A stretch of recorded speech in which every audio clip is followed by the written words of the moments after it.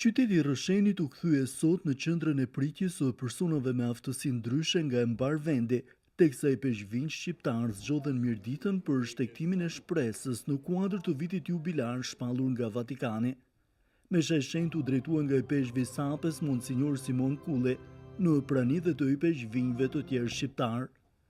I peshqvi Kulli u ndal tek situata në të cilën përballen personat me aftësi ndryshe, duke ju kujtuar atyre se janë dhe do të jenë gjithnjë në qendër të vëmendjes së kishës. Ky jubilej është jubileu i shpresës së vërtet që na bën të ecim së bashku pas Jezusit. Ju jeni pjesa jonë në familjes tonë. Jeni në qendër të kishës. Ju na transmetoni dashuri të vërtetë të krishterë. Teksa në emër të kishës, Monsinjor Kulli falenderoi të gjithë ata mjek, infermier dhe familjar që u shërbejnë personave në vuajtje, tha se shërbimi nuk është i lehtë, por ata që ndihmojnë këtë kategori janë martirë të botës së gjallë, duke konsideruar këtë shërbim si hynor.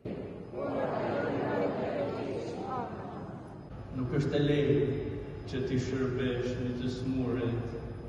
Nuk është e lehtë ta shoqërosh çdo ditë, çdo orë, çdo minutë një të smur. Për mua, familjarët, vëllezërit dhe motrat janë martirë të ditës së sotme që i shërbejnë fëmijësve, babësve, nanësve, motrësve, që ju shërbejnë atyre që kanë nevojë.